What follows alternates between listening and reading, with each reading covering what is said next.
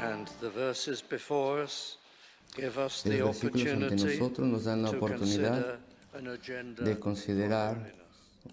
un programa para la santidad. Esto es lo que señalan estos versículos a la luz de nuestra gran deuda para con Cristo nuestro Salvador. Y hemos estado estudiando los versículos anteriores con enunciados gloriosos y maravillosos. Por ejemplo, el versículo 9, por lo cual Dios también le exaltó hasta lo sumo y le dio un nombre que es sobre todo nombre, para que ante el nombre de Jesús se doble toda rodilla de lo que está en los cielos, en la tierra y bajo la tierra, y toda lengua confiese que Jesucristo es el Señor, para la gloria de Dios Padre.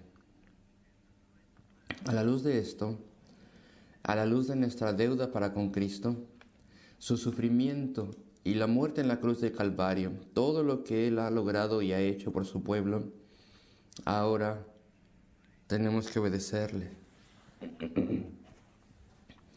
Y tenemos que vivir la vida que Él hace que vivamos y la vida por la cual Él ha muerto. Ahora los filipenses siempre eran concienzudos para poner en práctica los mandamientos y las exhortaciones del apóstol. La palabra inspirada. Por tanto, amados míos, como siempre habéis obedecido. En el pasado lo habían hecho. Habían obedecido en diferentes formas, y obedecer significa que habían escuchado debajo, eso es el griego, significa que habían escuchado con sumisión, habían escuchado con prontitud y con anhelo y deseo de responder, anhelo y deseo de poner las cosas en práctica cuidadosamente. Habían obedecido al apóstol en sus instrucciones de mortificar el pecado, la mortificación del pecado, poner a muerte nuestro pecado. Eso lo vamos a considerar en un momento.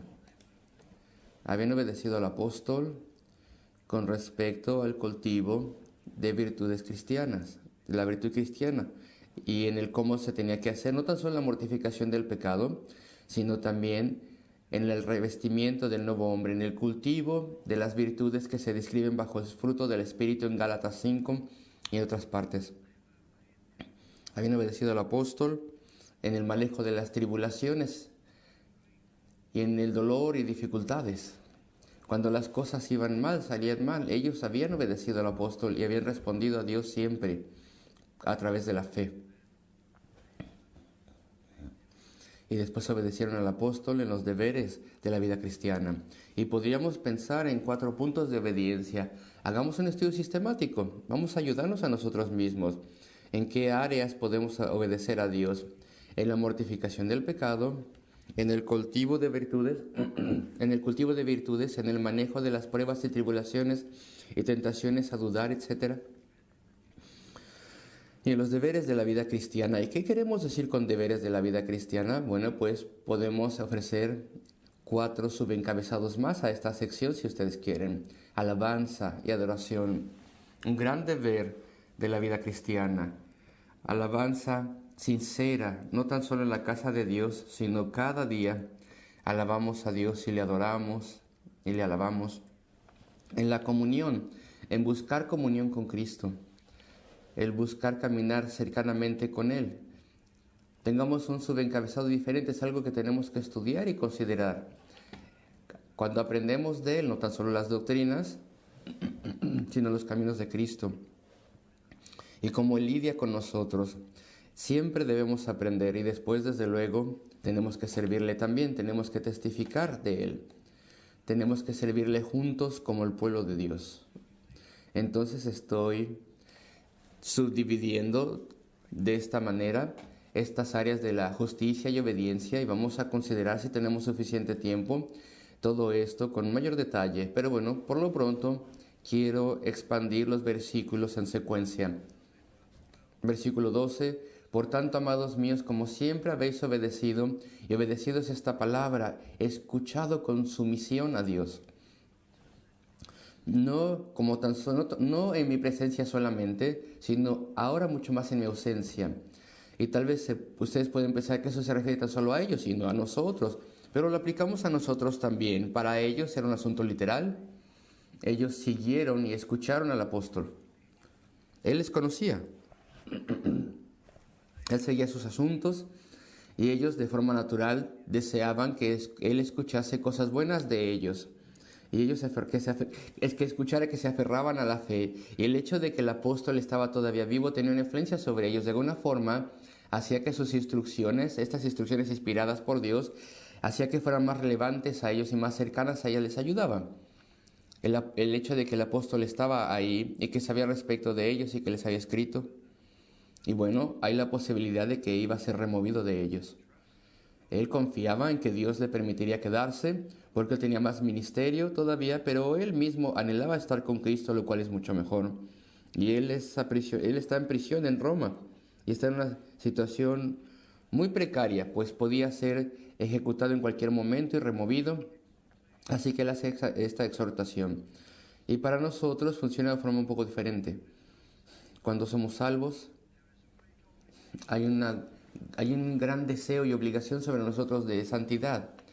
Y al comienzo de la vida cristiana hay un celo consciente y tal vez se nos escape.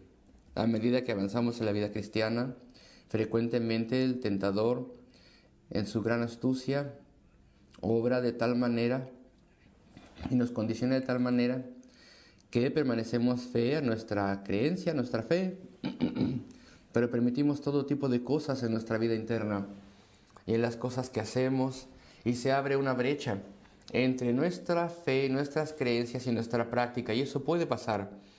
Desobediencia pecaminosa puede surgir. Así que para nosotros, a pesar de que el apóstol les estaba diciendo a él, siempre han obedecido en mi presencia, también obedezcan a pesar de que yo sea removido de ustedes. Y para nosotros es un poco diferente. Obedecieron cuando eran jóvenes en la fe y todo era muy importante para ti. Y te pregunto, ¿todavía es así la situación? ¿Todavía eres obediente de forma meticulosa y concienzuda y cuidadosa, deseando siempre obedecerle? Y después puede ser que cuando primeramente fuiste salvo y tal vez durante varios años tuviste un gran celo y y tuviste tal vez compañía de hermanos muy comprometidos con el Señor, y si ellos son removidos de ti, ¿qué te va a pasar? Mientras estás con otros que tienen unos estándares claros de compromiso para con Dios, eso te sostiene. Y si son removidos, ¿eres el mismo o la misma? ¿O es posible que tengas los hechos externos y la profesión externa de un hombre o mujer cristiano o cristiana, pero no la vida interna? Y muchas cosas ahora en las cuales has sido intransigente. Así que no tan solo aplica a ellos, a nosotros también aplica. Entonces, amados, como siempre, habéis obedecido, no como en mi presencia solamente, y hemos cambiado. Ahora somos menos sinceros y concienzudos, sino mucho más ahora en mi ausencia, ocupaos en vuestra salvación con temor y temblor. Ocupaos en vuestra salvación. Significa algo así. Lleva a cabo los deberes de la vida cristiana de forma diligente y concienzuda todo el tiempo y hasta el final. El término griego que se traduce ocupaos muestra continuidad, muestra permanencia. Hay que continuar aplicándonos a nosotros mismos con gran celo y diligencia a los deberes y compromisos de la vida cristiana. Nunca terminará esto. Hay algunas personas que no les gusta esto, creyentes genuinos, y han decidido enseñar que la santificación, la exterminación continua del pecado y el conformarnos a los estándares justos de Dios debe ser clasificado como una obra de gracia, como la salvación. Y eso es un error serio. Y eso no está conforme a la Escritura. Ellos piensan que está conforme a la Escritura porque escogen versículos aislados que, si no se expanden en su contexto, pueden sugerir tal vez que la santificación es una obra de gracia. Pero cuando expandimos adecuadamente las Escrituras nos damos cuenta que desde luego que no es una obra de gracia. Ok, sí hay gracia que tiene que ver en esto, porque Dios es el que provee el poder y la capacitación, pero la salvación es completamente por la gracia. Claro que sí, sin lugar a dudas. tiene que ser comprada por Cristo y su sufrimiento y muerte en la cruz de Calvario. Cristo, cuando Él estaba en la tierra, al ofrecer su perfecta vida de justicia, esa justicia fue acreditada o imputada a todo su pueblo, de modo que Cristo tomó el castigo de nuestro pecado, de modo que no tenemos que ir al cielo, y Él también ofreció su justicia, de modo que a través de su justicia, al ser imputada o acreditada a nosotros, entonces merecemos ir al cielo si somos salvos. Estos dos aspectos de la obra de Dios, de Cristo por nosotros, el pagar por nuestro pecado y el abrirnos el cielo. Podríamos pensar en un aspecto negativo y positivo si ustedes quieren. Pero bueno, nosotros no podemos pagar por nuestro pecado, ni tampoco podemos ganar acceso al cielo. Así que la salvación es por la gracia. Tiene que ser por completo un don de Dios. Y no hay lugar a dudas que en las Escrituras se nos enseña que nuestra santificación depende de que cooperemos con el Espíritu de Dios. Y enseñar algo diferente a esto, bueno, pues entonces tenemos que arrancar la mitad del Nuevo Testamento y todas sus exhortaciones y advertencias para poder creer algo así.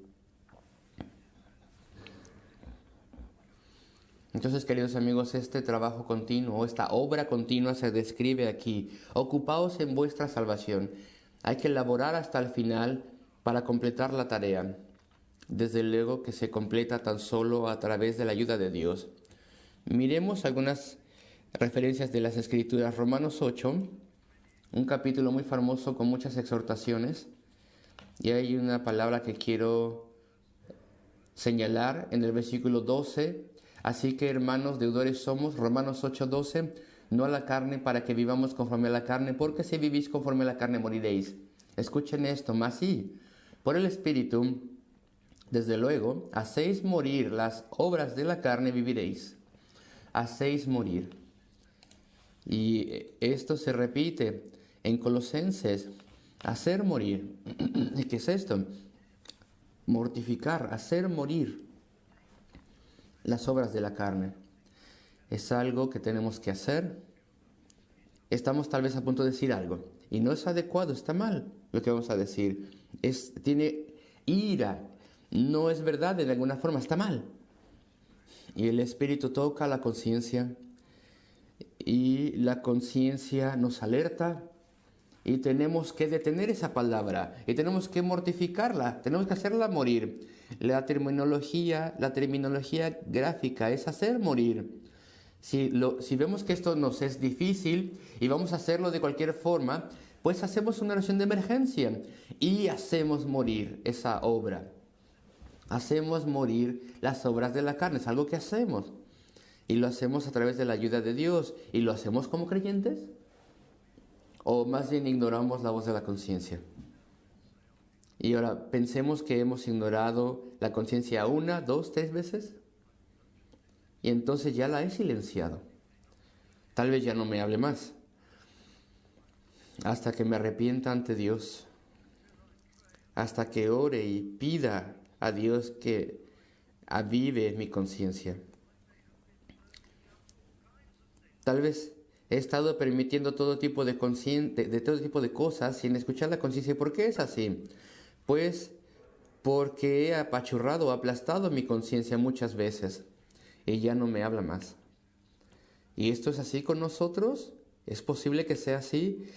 Que estudiemos lo que hemos vivido la semana pasada y vemos esa historia triste de pecado a través de cosas que fueron dichas que nunca tenían que haber sido dichas y casi ni te diste cuenta que lo hiciste. Bueno, pues vas ante el Señor y oras pidiendo que avive tu conciencia, que reactive tu conciencia, de modo que por la ayuda de Dios puedas mortificar esas palabras, hacer morir esas malas reacciones, mortificar esos malos deseos, esos sueños egoístas e ideas egoístas. Tendrías que ser una persona útil más bien y humilde. Y la vanagloria está apoderándose de ti. Yo, lo que yo quiero, lo que yo tengo que tener y mis sueños de esto y aquello. Y no hay ninguna mortificación. Y la conciencia ya no te habla. Queridos amigos, estas cosas son preciadas y son importantes para nosotros. Entonces leemos este versículo 12 de Filipenses 2. Por tanto, amados míos, como siempre habéis obedecido, no con mi presencia solamente, sino mucho más ahora en mi ausencia, ocupaos en vuestra salvación hasta que sea completada. Bueno, y desde luego que la obra de la santificación no se completará hasta la muerte, pero tienes que madurarla, por así decirlo. Sabes muy bien tú que en la carta a los Efesios, ahí tenemos un lenguaje similar, que nos deshagamos de la conversación antigua, el hombre antiguo, los hechos de la naturaleza antigua, que son corruptas, de acuerdo a lujurias engañosas, y seamos renovados en el espíritu de la mente, y que nos revistamos del nuevo hombre. Eso se repite en Colosenses también, 3:8. Y después puedo ir a Efesios 4:25. Aquí vemos un esfuerzo. Esto no es una santificación como una obra de la gracia, que Dios lo haga por ti. Por lo cual, desechando la mentira, hablad verdad cada uno con su prójimo, porque somos miembros los unos de los otros. Y entonces tenemos las exhortaciones. Veamos, por ejemplo, Efesios 4:31. Y esta es una exhortación. Esto es algo que tenemos que obedecer y hacer. Quítense de vosotros toda amargura, enojo, ira, gritería, maledicencia y toda malicia. Todo esto tenemos que mortificarlo. Y después el aspecto positivo, cultivad esto, sed benignos, misericordiosos, perdonándonos unos a otros, etc. Tenemos que aplicarnos a esta obra de mejoría, porque una nueva naturaleza nos ha sido dada. La gracia ha sido derramada sobre nosotros. Un nuevo corazón y una nueva actitud ha sido dada a nosotros, pero el pecado residual está todavía allí y tenemos que lidiar con este pecado. La vieja naturaleza todavía está con nosotros. Y estas son las ilustraciones del Nuevo Testamento. Y una vez más, algunas personas este día no quieren estas ilustraciones por alguna razón. Y hay buenos exegetas que no aceptan esta ilustración de la antigua y la nueva naturaleza. Pero los reformadores y todos los teólogos del siglo XVII y XVIII y muchos de hoy en día ven claramente el principio de las dos naturalezas en las epístolas del apóstol Pablo. El antiguo hombre y el nuevo hombre, la antigua naturaleza y la nueva naturaleza. La antigua naturaleza es inferior, pero todavía está allí, ya no tiene el dominio que antes tenía, ya no es inevitable que le obedezcamos y pequemos, pero todavía está y clama. Y sus lujurias y codicias todavía están intentando surgir y aún intentan capturar nuestra atención. Y todo lo que viene de la vieja naturaleza tiene que ser puesto a muerte. Tiene que ser mortificado, y nosotros tenemos que instaurar, establecer los deseos de la gracia que ha sido, la gracia que ha sido puesta en nosotros. Y toda esta enseñanza se refleja en este pasaje. Tenemos que cooperar con nuestra conciencia, tenemos que orar buscando ayuda, tenemos que mortificar el pecado, tenemos que matarlo a través de la ayuda del Espíritu. Y bueno, voy a enfocarme en temor y temblor un poco más tarde. Veamos el versículo 13 de Filipenses 2. Porque Dios es el que en vosotros produce así el querer como el hacer por su buena voluntad. Esto significa dos cosas. ¿Estás siendo una persona que lucha para mortificar el pecado y para mostrar las virtudes de un creyente? Y debido a que te empeñas en esto y estás luchando por ello, entonces esto nos da evidencia de que Dios está en ti. Puedes ver el versículo 13 de esta forma: porque Dios es el que en vosotros produce. Así que eres concienzudo al respecto de esto, o concienzuda, y tu pecado te atribula, y te examinas cada día, y te arrepientes de tus pecados y tus fallas, y oras fervientemente buscando ayuda y te entregas al Señor cada nuevo día. Si esta es tu forma de vivir o de vida, entonces Dios está en ti. Tanto el querer como el hacer de su buena voluntad. Pastor, ¿cómo puedo tener certeza? ¿Cómo puedo tener certeza de que Dios está conmigo? Pues aquí hay una indicación. Estás luchando. Eres un creyente que lucha contra su pecado y muestras que Dios está en ti.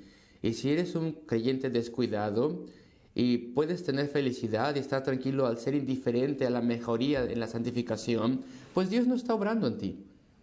Ya sea que tengas una gran rebeldía espiritual y tienes que enderezar las cosas, o tal vez tienes que venir al Señor. Entonces podemos ver el versículo así. Aquí hay evidencia de la salvación. Porque Dios es el que en vosotros produce. Y no tan solo tenemos evidencia de la salvación, también tenemos aliento. Pero he caído y he fallado tanto. Y he tenido grandes problemas, alguien puede decir, al controlar mi lengua, o mis sentimientos, o mi egoísmo, o el orgullo. No puedo hacer ningún progreso, no puedo avanzar.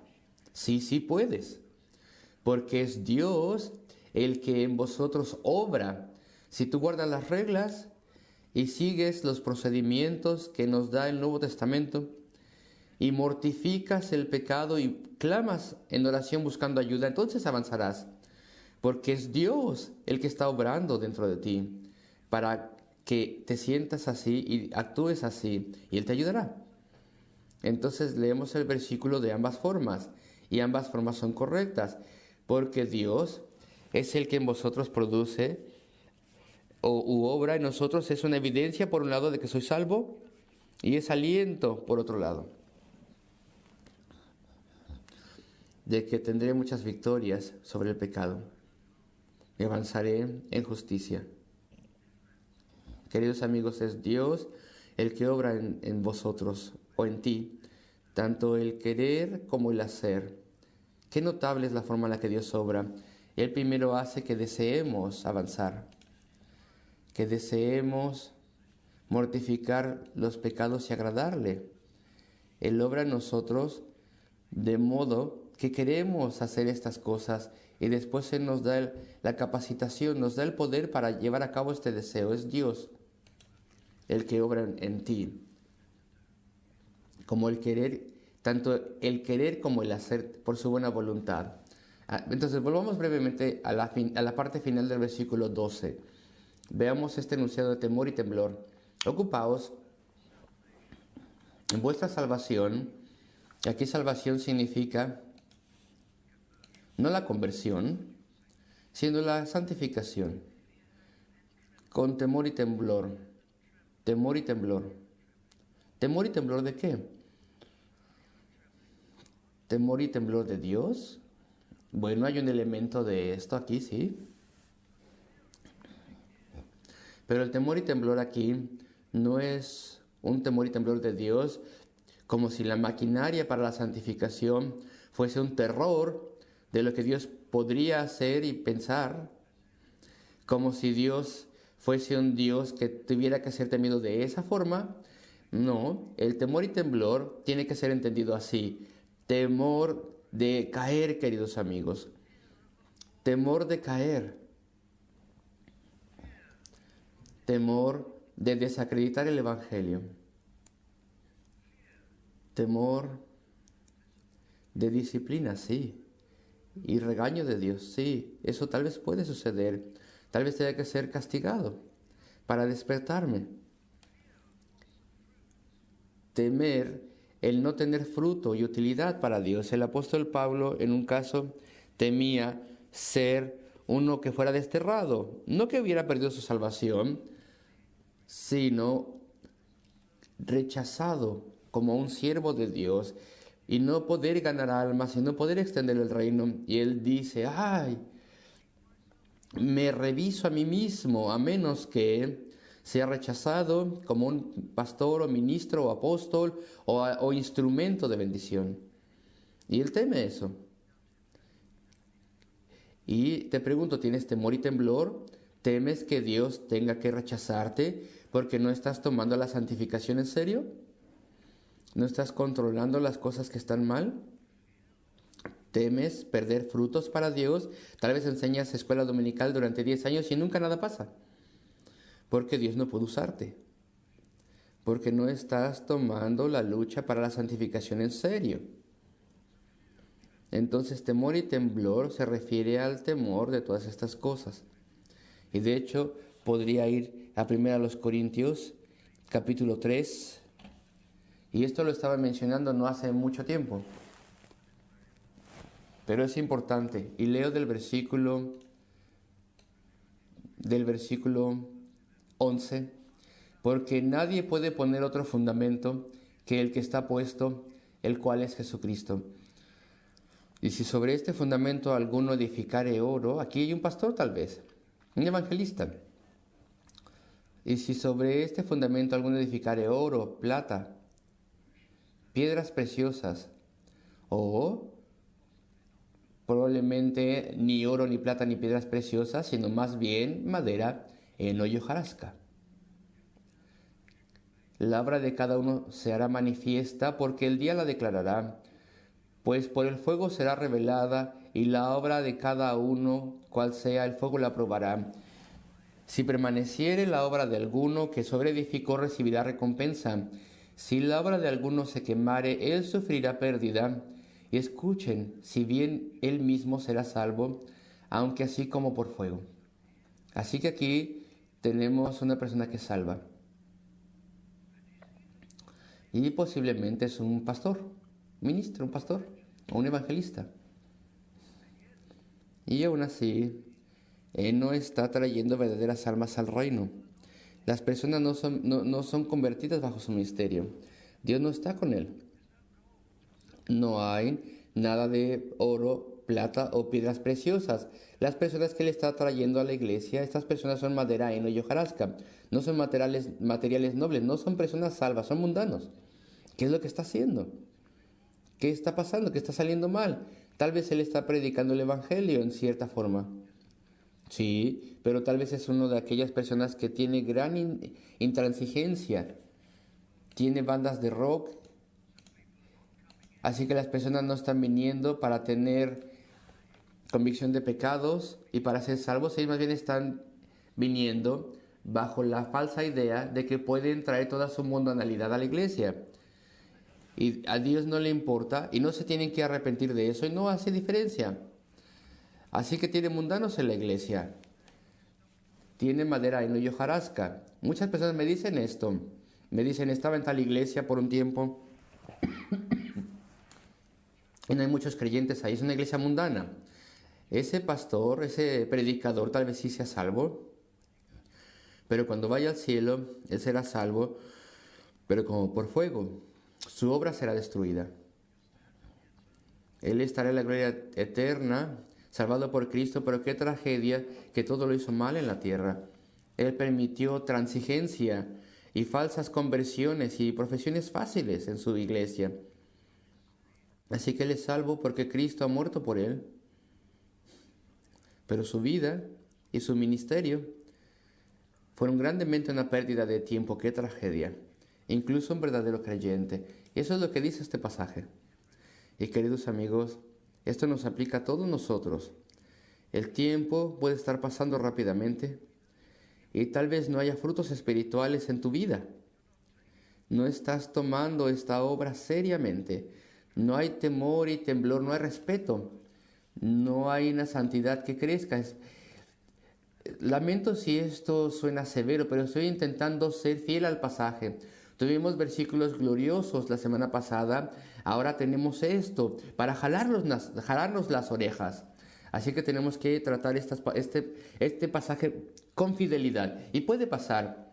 Así que temor y temblor es lo que necesitamos. Y significa lo siguiente. Podemos interpretar el temor y temblor así. Es una advertencia en contra de ser superficiales. La vida cristiana es maravillosa, pero es 100% felicidad y vivir feliz. Eso está mal, eso no es así. Tiene que haber preocupación, tiene que haber autoexaminación, tiene que haber tiempos de arrepentimiento, tiempos de lucha.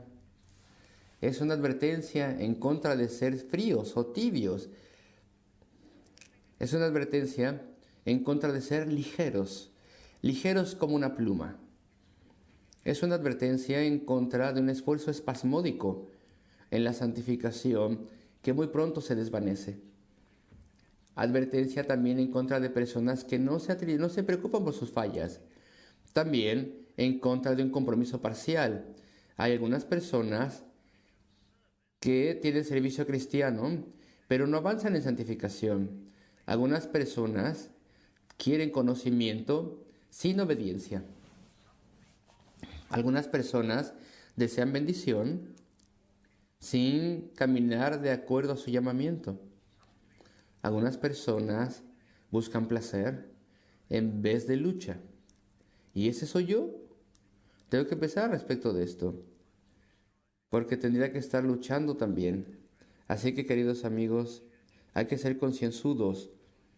Hay que tener una afrenta debido a nuestras fallas. Tenemos que ver los sentimientos de Dios, porque Dios es el que en vosotros produce así el querer como el hacer por su buena voluntad. Y esa es una buena traducción. Algunas traducciones modernas toman atajos y dicen algo así. Porque para Dios, para santificarte, es su propósito. Y no, la palabra placer está en el griego. Dios se agrada, Dios tiene agrado. Así que consideramos el agrado del Señor. Somos diligentes, somos cuidadosos, tememos desarrollar hipocresía en nosotros. Y caer y traer vituperio al nombre de Cristo, porque está involucrado el placer de Dios. Y vamos de vuelta a esta línea final del versículo 12. Ocupaos en vuestra salvación con temor y temblor. Hace años, las personas solían interesarse más y tomar con mayor seriedad la batalla en contra de la carne, Satanás y el mundo. Y necesitamos esta terminología mucho más ahora. El mundo, la carne y Satanás. ¿Cuánto necesitamos el poder de Dios? Porque para avanzar en santidad y en deberes cristianos, el avanzar en esto es estar en contra del mundo. El mundo es muy poderoso. Las demandas del mundo y el agarre del mundo es poderoso. Tienes que ver las noticias solamente. Y hay algún deportista ahí tal vez que se está hablando de él. ¿Y qué están diciendo de él en el mundo? Su confianza le falló. El mundo quiere que tengas confianza y tener autoestima y ser orgulloso de ti mismo. El mundo quiere que consideres cómo apareces, cómo te ves, cómo te ven otros. Miren el entretenimiento del mundo. Hay una reunión, incluso ayer hubo una reunión. ¿Qué es la música rock? Este entretenimiento moderno. ¿De qué se trata todo esto? ¿De qué se trata esta cultura de entretenimiento? Bueno, pues es en contra de la moralidad, está proclamando inmoralidad, está proclamando que no obedezcamos a Dios o a la sociedad o a nadie, es al respecto de rebelión y desobediencia y desorden y euforia y ritmo, hipnosis musical, sensaciones, sentimientos, el que seamos llevados por esto y aquello. Eso es el mundo, esa es la influencia del mundo. Es de que esto esté tum, tum, tum en tus oídos y traerte bajo su poder y hacerte que admires su estilo del mundo y manipularte. El mundo está en contra de la moralidad cristiana y el avance cristiano. Así que si vas a avanzar en santificación, esto es estar en contra del poder y la influencia del mundo alrededor de ti.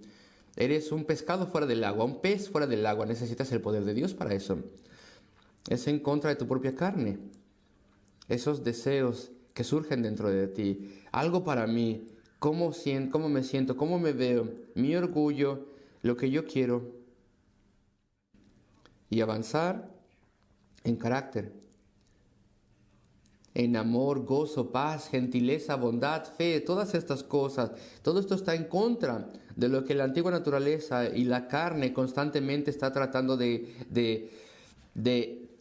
imponer en ti. Es en contra de Satanás, el tentador, que está susurrándote cosas en contra de la santificación cristiana en todo momento. La carne quiere decirte: tranquilo, relájate, haz lo que sea fácil, busca posesiones, edifica tu reputación y ocúpate en lo que piensa la gente por ti, busca placeres y sensaciones.